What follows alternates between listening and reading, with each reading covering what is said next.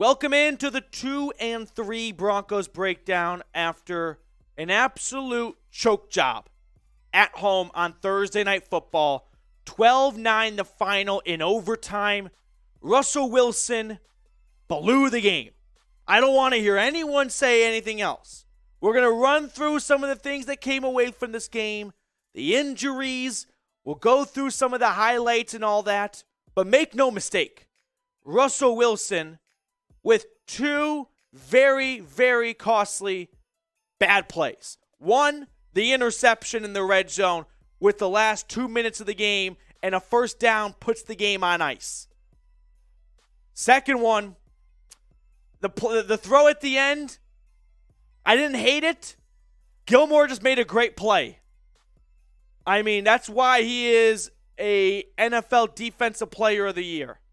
But Stephon Gilmore made the play at the end, and the Broncos choked this game away. They couldn't afford to lose this because it was clear, and here's why they couldn't afford to lose it. It's not because they played the Colts on Thursday night in Week 5 at home. That's not why they couldn't afford to lose it. Had they lost this game 30-27, okay. They couldn't afford to lose it because this team still has no rhythm on offense, no identity, no continuity, and they were lucky to be leading a game in the National Football League with 3 field goals. That is why they couldn't afford to lose this game, because they were going to steal a win. A game they did not deserve to win, but nevertheless, there they were. And yet, they choke at the end. So with that, it's a one-man band today, just me, myself, and I. What's your one-word reaction to this loss? Let me know in the comments. It's a pinned comment. Give me your one-word reaction. For me, I'm going to go with predictable. The Broncos losing this game, I don't think should blow anyone's minds. I thought they were going to win, but I didn't think they would just fold at the end. Embarrassing. I mean, this team in October has ran past the deadline for we're still getting into a groove, and the quarterback and the receiver are still getting into a rhythm. And KJ Hamler on the replay right now is livid because he said he was open in the end zone, and frankly, he looks open. And I don't blame him for being pissed. Unbelievable. Now, we had our first live show for this game, first watch party. If you missed it, make sure to subscribe so we can get more watch parties. So hit that big red button if you haven't. Now, injury front here. I'm going to try and remember all the injuries that happened, unfortunately. It's just been that type of season for Denver. In no particular order, but slight chronological orders my brain kind of remembers here. Ronald Darby. Garret Bolles later on. Unfortunately, that ankle injury did not look good. He was carted off. Looked like an ankle, lower leg.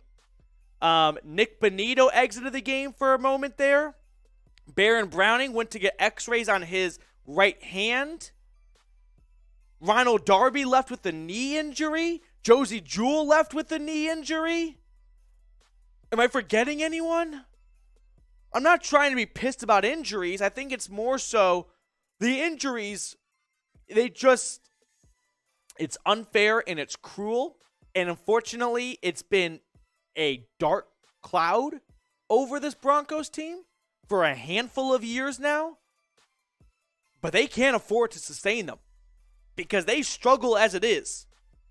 This is not a team that can keep things afloat without, at this point, I mean, let's just kind of go through the starters that have missed time so far this season. We'll start on the offense now. Quinn Miners has missed time. Dalton Reisner has missed time. He's been hurt at least, but we wouldn't count him.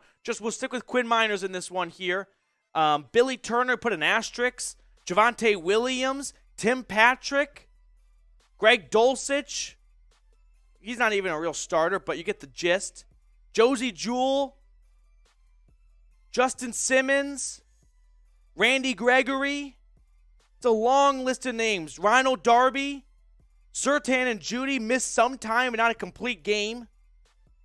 I mean, it feels like it's just a matter of when your time. DJ Jones, it is one starter after another for this team.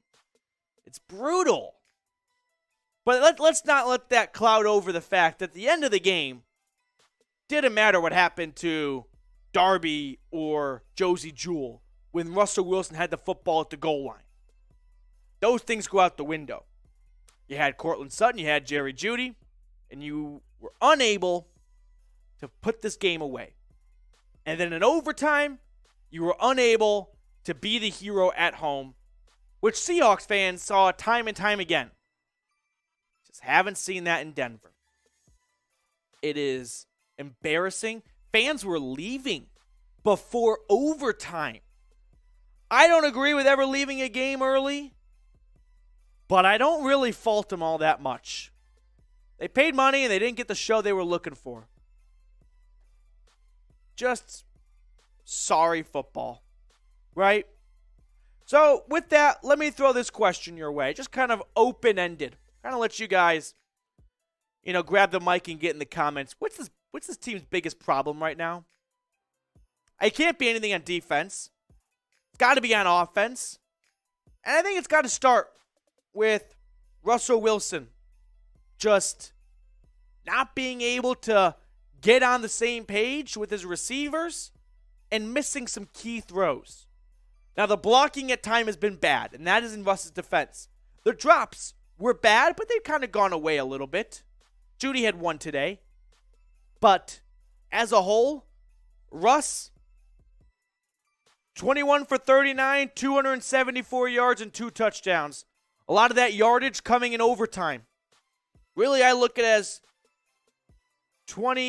19 for 35-ish and 200-ish yards and 2 picks.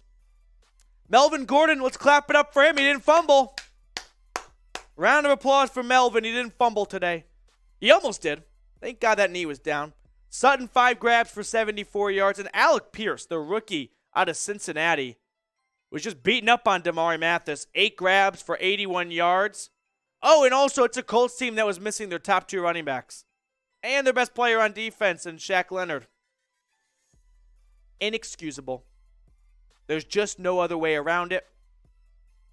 This kind of stuff, these mistakes, they were getting away with early in the year. And for all of you guys that gave me a lot of heat for saying you're being way too hard on this team after a win against the Texans and against the 49ers, I said this is not sustainable.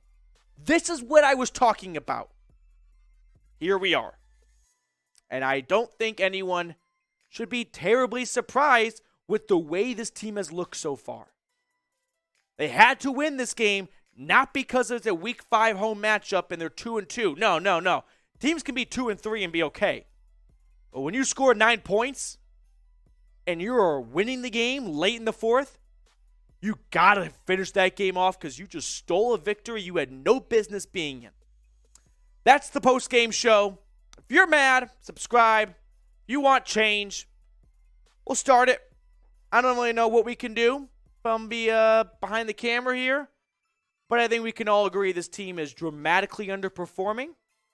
And unfortunately, this is a fan base that has been deprived since 2015 and was, for good reason, believed things would change with Russell Wilson.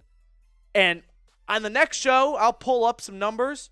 I'm going to go on a limb right now and say through the first 5 weeks of last year with Teddy Bridgewater, that offense is dunking on this offense right now. Just dunking on it. Yeah, they played the Jets, the Giants, and the Jags, but who gives a shit? It's embarrassing.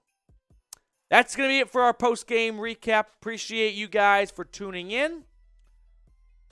Broncos fall to 2-3, 12-9 in overtime.